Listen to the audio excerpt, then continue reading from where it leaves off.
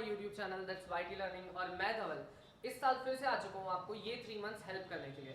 तो आपको जो भी न्यू वीडियोस चाहिए है या फिर आपको कुछ भी हेल्प लगती है तो आप डायरेक्टली कमेंट्स में मुझे बता सकते हो। और अभी भी अगर मेरा चैनल सब्सक्राइब नहीं किया है तो कर सकते हो और आपको इस साल के कोई भी चैप्टर की रिविजन मेरे प्लेलिस्ट में मिल जाएगी। So let's start. आज हम क्या करने वाले हैं, तो आज हम क्या करने वाले हैं, हम रिवाइज सिलेबस तो देखेंगे ही साइंस का, ये पार्ट 1 है, इसका पार्ट 2 भी मैं बनाऊंगा।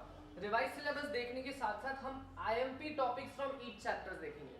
तो सबसे पहले मैं आपको बता दूं कि मैं अभी जो आपको बताने वाला हूं वो सारे चैप्टर्स जो जिसकी मैंने लिस्ट बनाई है वो टोटल 8 चैप्टर्स है और इन 8 चैप्टर्स में से कुछ भी रिड्यूस नहीं हुआ है। ये चैप्टर्स फुल्ली फेज आने वाले हैं, इसमें से एक टॉपिक भी आपको स्किप नहीं करना है, इसमें से कुछ भी रिडक्शन नहीं हुआ है। दूसरे चैप्टर्स है जो हम पार्ट 2 में बताएंगे कि उसमें से क्या कट हुआ है और उसमें से आपको क्या करना है। तो without wasting time let's start. List of chapters, कौन से चैप्टर्स हैं जो बिल्कुल रिड्यूस नहीं हुए हैं, कंप्लीटली आपको करना है और कंप्लीटली तो करना है, उसमें से भी मैं आपको टॉपिक्स बताऊंगा कि आप कौन से टॉपिक्स पे ज्यादा फोकस करो।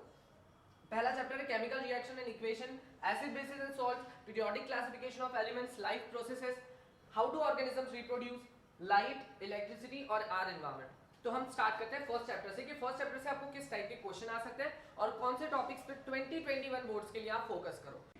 सो लेट्स सी, सबसे पहला चैप्टर देखते हैं कि फर्स्ट चैप्टर जो है वो कंप्लीटली आने वाला है, that is chemical reaction equation. और इस चैप्टर से मेनली 3 टॉपिक्स मैं बता रहा हूं जो आपको पहले करके ही रखना है क्योंकि यही टॉपिक्स में से एग्जाम में ज्यादातर आता है। तो पहला जो टॉपिक है वो टाइप्स ऑफ रिएक्शंस है। अब इस पे क्वेश्चन क्या आएगा, वो 5 टाइप की रिएक्शन लिख कर दे देंगे, रिएक्शंस के नाम के precipitation, thermal reaction, change in temperature, और वो पांचों का आपको बोलेंगे कि एक एक एग्जांपल दीजिए। एग्जांपल में आपको वहां पे वर्ड में नहीं लिखना है, सिंबल्स में लिखना है और वहां पे उनके स्टेट भी बताने हैं, बैलेंस भी करना है और उसके बाद फिर क्या होगा, उसके बाद आपको उस पे मार्क्स मिलेंगे। तो ये हो गया फर्स्ट टॉपिक। फर्स्ट टॉपिक के बाद सेकंड आएगा बैलेंसिंग, आ सकता है जो 1 मार्क क्वेश्चन में आपको आ सकता है या तो 5 मार्क के क्वेश्चन में एक सब क्वेश्चन हो सकता है बैलेंसिंग का।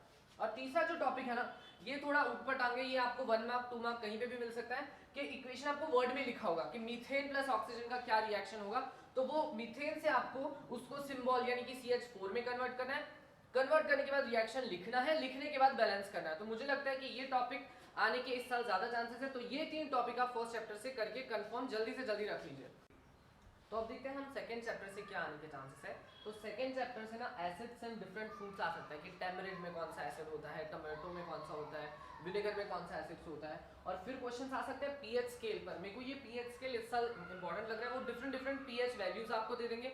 डिफरेंट पीएच वैल्यूज के बाद में वो बोलेंगे कि इसमें से वीक एसिड कौन है, बेस कौन है, स्ट्रॉन्ग एसिड कौन है, वीक बेस कौन है, और वो आपको लिखना पड़ेगा एक एक पीएच के सामने। जैसे वो डाल देंगे 5, 4, 7, 9, 10, तो इसमें से 9 क्या होगा, तो क्योंकि 9 पीएच वैल्यू 7 से ऊपर है तो वो ऑब्वियसली क्या होगा, बेस होगा। तो वैसे आपको लिखना पड़ेगा कि स्ट्रॉन्ग है, वीक है, तो आपको रेंज पीएच स्केल अच्छे से करनी है। वॉशिंग सोडा, बेकिंग सोडा, इनके यूजेस, इनका प्रिपरेशन, प्लास्टर ऑफ पेरिस का प्रिपरेशन कैसे होता है जिप्सम से 100 डिग्री सेल्सियस पे।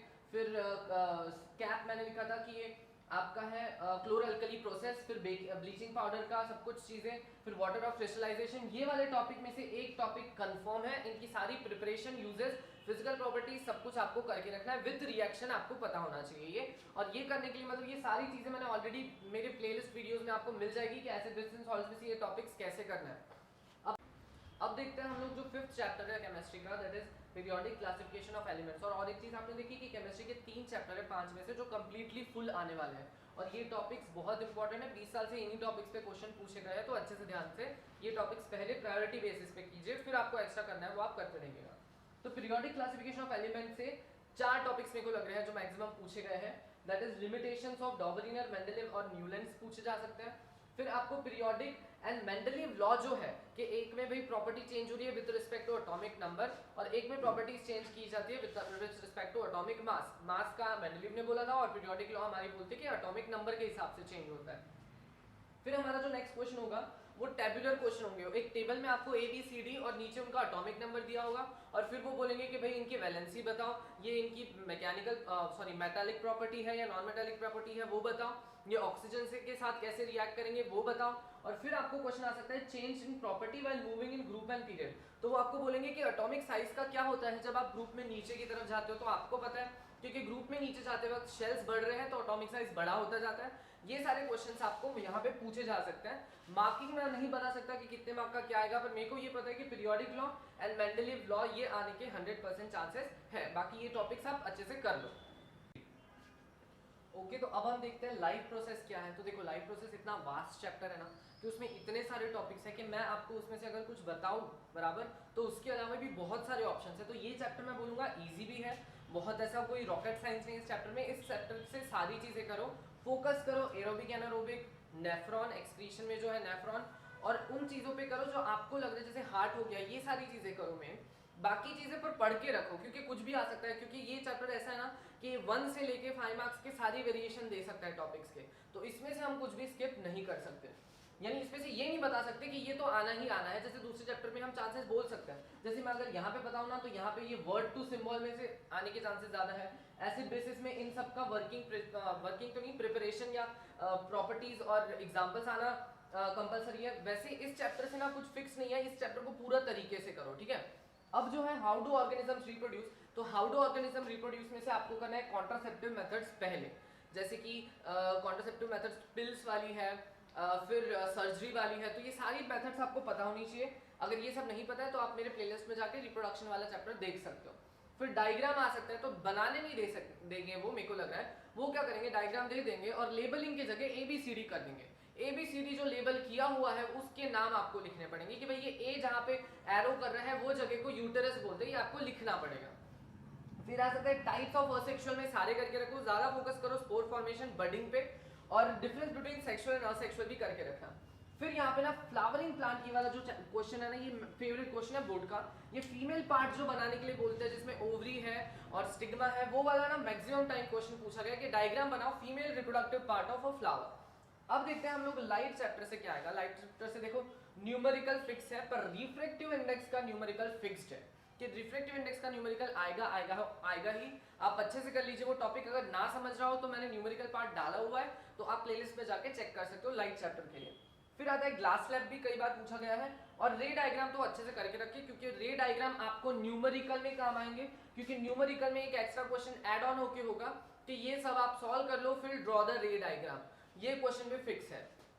अब देखते हैं इलेक्ट्रिसिटी से क्या आता है। तो numerical on series parallel fix होगा, जिसमें आपको रेजिस्टेंस गिवन होंगे, वोल्टेज गिवन होगा, पर आपको करंट निकालना पड़ेगा डिफरेंट पाथ ऑफ पैरेलल से, वो आ सकता है क्वेश्चन। फिर हीटिंग इफेक्ट पे ना न्यूमेरिकल पक्का आता है कि भाई कितना लाइट बिल आएगा, याद है ना, जिसमें किलोवाट आवर में कन्वर्ट करना पड़ता है, एनर्जी निकालनी पड़ती है कि भाई ये जो आयरन है ये कितना यूज कर रही है, ये टोस्टर जो है ये इतनी देर के लिए हमने शुरू रखा इस महीने के 30 दिन तक, तो 30 दिन का फाइनल बिल कितना आएगा, उस पर क्वेश्चन आ सकता है हीटिंग इफेक्ट में। और फिर जूल्स लॉ करके ऐसे पूछ भी सकते हैं कि डिराइव जूल्स लॉ या फिर डिफाइन जूल्स लॉ। तो joules law is nothing but heating effect of electric current, H = I2RT ही आपको डिफाइन करना है। फिर आ सकती है ओम्स लॉ, जो कि बहुत ही ओवररेटेड टॉपिक है, इतना कुछ इतना है नहीं इसमें, पर ये ओम्स लॉ ज्यादातर ये लोग पूछ लेते हैं। फिर न्यूमेरिकल ऑन सीरीज पैरेलल हो गया। फैक्टर्स अफेक्टिंग रेजिस्टेंस आ सकता है कि कैसे लेंथ, एरिया और टेम्परेचर, ये सारी चीजें कैसे रेजिस्टेंस को चेंज करने में काम आती है, और कैसे ये चीजों पे, इस पे भी क्वेश्चन आ सकता है कि भाई एक वायर है जिसका हमने लेंथ ट्वाइस कर दिया, तो अब उसके रेजिस्टेंस पे क्या फर्क होगा, तो वो ट्वाइस हो जाएगा, क्यों, क्योंकि length is directly proportional to resistance.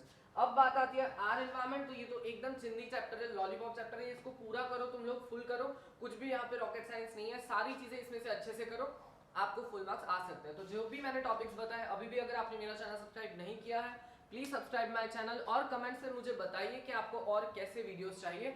मैं जल्दी से जल्दी ट्राई करूंगा कि मैं वो वीडियोस आपके लिए डाल सकूं। Thank you.